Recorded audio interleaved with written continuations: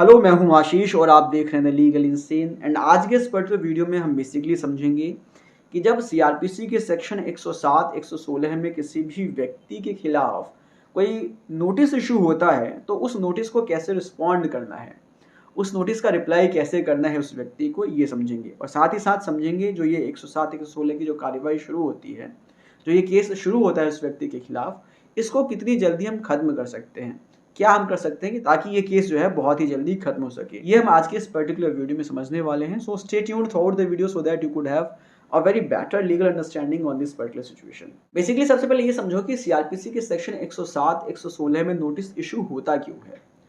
जब भी मजिस्ट्रेट को, एग्जीक्यूटिव मजिस्ट्रेट को, वो एसडीएम भी हो सकता है या एसीपी भी हो सकता है। अगर उस एरिया में कमिश्नरेट सिस्टम है तो एसीपी के पास पावर है, अदरवाइज एसडीएम होता है, एसडीएम के पास पावर है।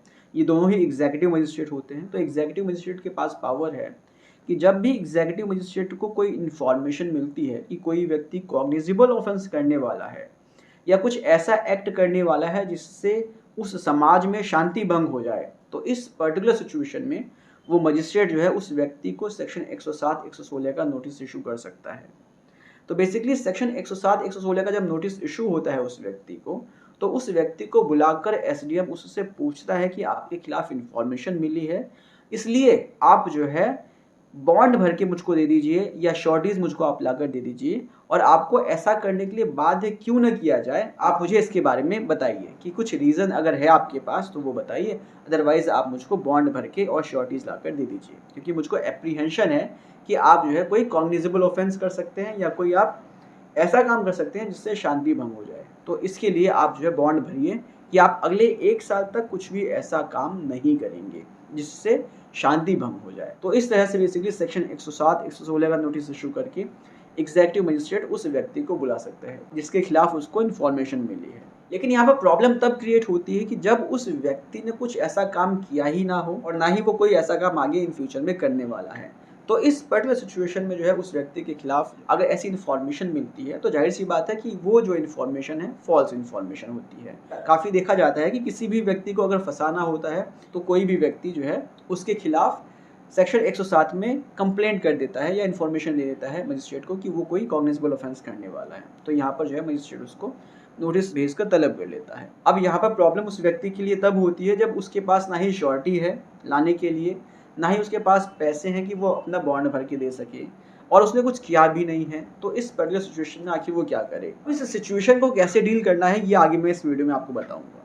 जब भी किसी व्यक्ति को ये नोटिस मिलता है और अगर उसने कुछ किया नहीं है तो उसको सीधे मजिस्ट्रेट के पास अप्रोच करना चाहिए और उसको सीआरपीसी के सेक्शन 116 में एक एप्लीकेशन मजिस्ट्रेट के सामने लगानी चाहिए। अब ये सेक्शन 116 क्या है सीआरपीसी का, ये समझो। सेक्शन 116 बेसिकली कहता है कि मजिस्ट्रेट के पास पावर है कि अगर उसको कोई भी ऐसी इन्फॉर्मेशन मिली है तो वो उसकी सत्यता की जांच करवा सकता है। वो जो है इंक्वायरी करवा सकता है कि आखिर जो ये इन्फॉर्मेशन मिली है ये कितनी सही है, कितनी झूठ है।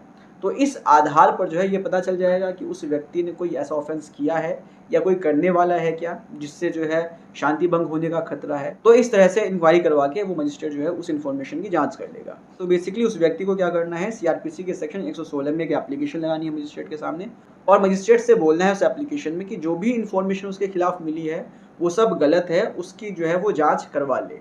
तो यहाँ पर जो है वो मजिस्ट्रेट जो है सीआरपीसी के सेक्शन 116 में फिर उस इन्फॉर्मेशन की जांच करवाता है, और अगर वो इन्फॉर्मेशन झूठी है तो ये चीज़ क्लियर हो जाती है उस जांच में। और जब वो इन्फॉर्मेशन झूठी निकलती है तो इस सिचुएशन में मजिस्ट्रेट जो है उस व्यक्ति को बिना बॉन्ड भरे ही, बिना श्योरिटी लिए ही डिस्चार्ज कर देता है उस केस से, और वो जो केस है उसका खत्म हो जाता है। तो इस तरीके से बेसिकली अगर किसी भी व्यक्ति के खिलाफ कोई ऐसी इन्फॉर्मेशन मजिस्ट्रेट को दी जाती है तो वो व्यक्ति मजिस्ट्रेट के पास जो है सीआरपीसी के सेक्शन 116 में अप्रोच करके एक एप्लीकेशन लगा सकता है और उस इन्फॉर्मेशन की जांच करवा सकता है।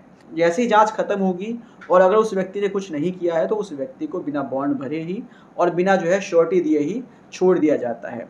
सो आई होप आपको इन्फॉर्मेशन अच्छी लगी होगी। मिलते हैं नेक्स्ट वीडियो में। Take care, bye.